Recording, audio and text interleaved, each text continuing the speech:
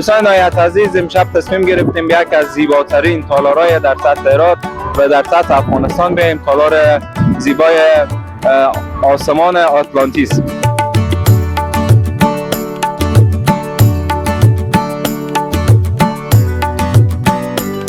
7 سال پیش که به ترکمنستان رفتیم، به جشنواره ترکمنستان، همین فضاهای خیلی جالبی اونجا داشتم. واقعیت من خیال اسم میکنم کالی و من اشقاباتم همینایی که دختر دارن، دخترای نادمبخت پیشکش زیاد نگیرن که جوانم و مهاجرشم به بین را کشتشن، زخمیشم بتونم همین تالارهای و عروسی بگیرن. پس سعی کنین که پیشکشار کمتر بگیرین که ما جوانارمون به دل نمانیم.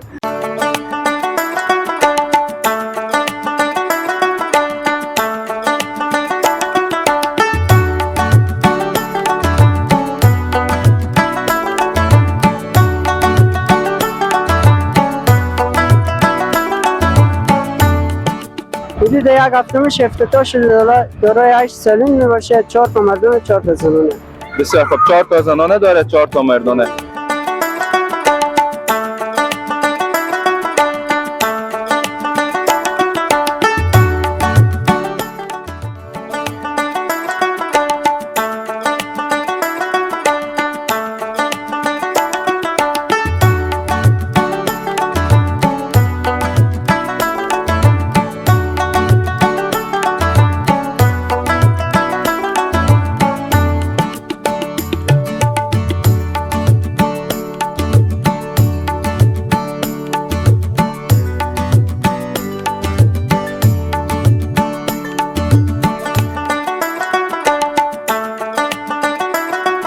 به نام خداوند بخشنده و مهربان، عرض سلام و شب بخیر دارم خدمت تک تک مخاطبین کانال یوتیوب زیبای افغانستان. امیدوارم هر جایی که هستین سلام و تندرست باشین. دوستان نهایت عزیز، امشب تصمیم گرفتیم به یک از زیباترین تالارهای در سطح هرات و در سطح افغانستان بریم، تالار زیبای آسمان آتلانتیس.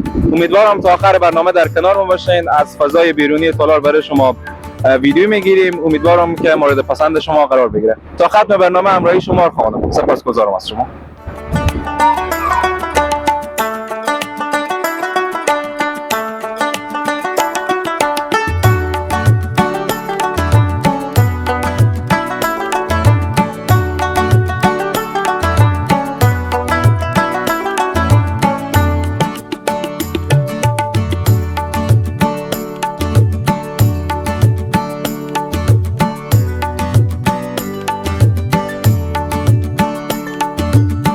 سلام مجدد، امیدوارم تا آخر برنامه در کنار ما باشین. برنامه مکمکان ادامه داره. در کنار یکی از چهره‌های سرشناس ولایت هرات و افغانستان هستیم. افتخار عزیز داریم که با این هم کلام بشیم. جناب غلامی صاحب عزیز، سلام، وقت شما بخیر. خسته نباشید. به نام خدا، غلامی یکی از هنرمندان تئاتر و سینمای ولایت هرات به خدمت شما.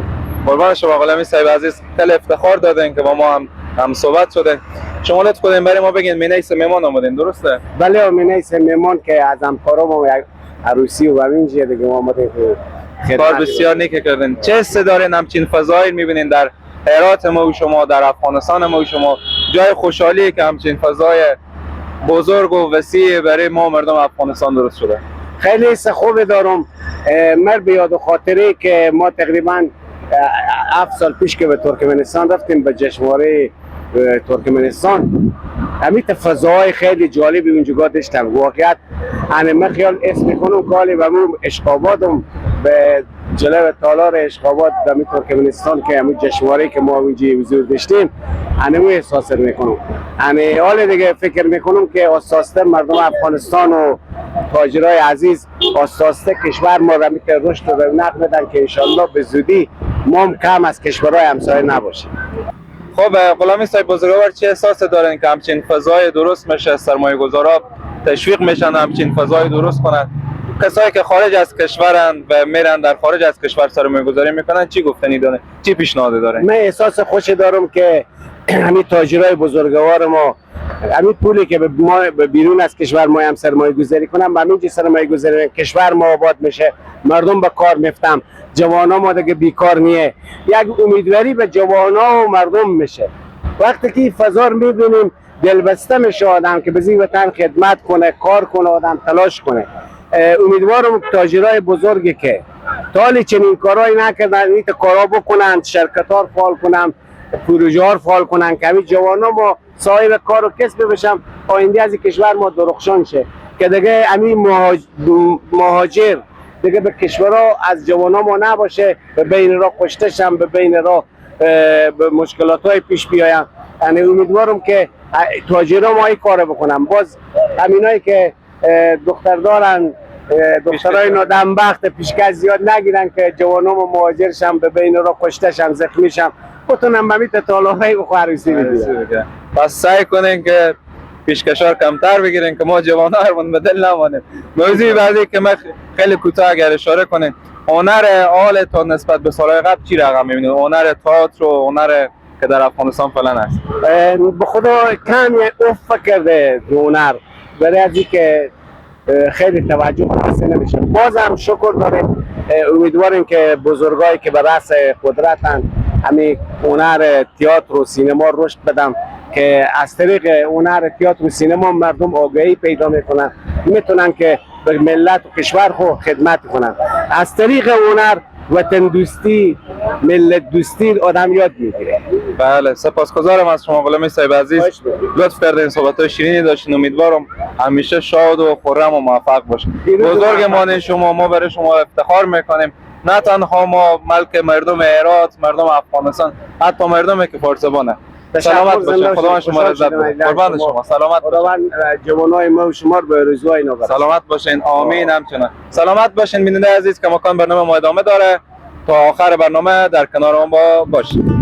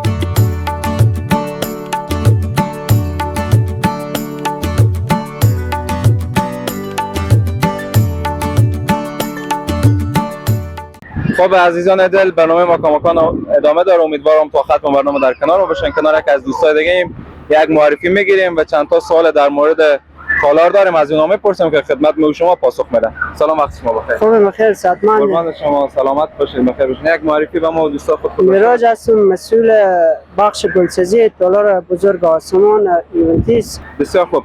میراج جان عزیز، شما لطف کنید برای ما بگین که این تالار بزرگ و زیبا چند وقت میشه افتتاح شده و دارای چند تا سالن می باشه؟ حدود یک هفته میشه افتتاح شده، دارای 8 سالن می باشه، 4 تا مردانه، 4 تا زنانه. بسیار خوب، 4 تا زنانه داره، 4 تا مردانه. چند وقت میشه که شما شغل شما گلسازی میکنید؟ حدود 4 سال میشه، 4-5 سال میشه. 4-5 سال. شغل شما سخته راست خور بگه؟ خب دیگه خیلی سخت با ما عادی شده، خیلی سخت، خیلی نم آسانه. بسیار خوب. بعد شما در مثلا در طول شبانه روز چند تا محفل گلسازی میکنید؟ چند تا استیج گلسازی میکنید؟ 4 تا 5 تا، بعض محفلا 8 تا اینجی. بسیار خوب. اینجی 4-5 تا دیگه تالار هم کار میکنن این فعلا؟ فعلا نه. قرارداد شما به همینجیه؟ درست. چند تا همکار دارین در بخش گلسازی؟ 7 تا همکار داریم. 7 تا همکار دارین. بسیار خوب. خب میراج جان عزیز، اگر صحبت دارین، پیشنهاد دارین به دوستا بفرمایید. گفتنی خاصی ندارم. تشکر. قربان شما عزیزم، سلامت باشین، لطف کنید.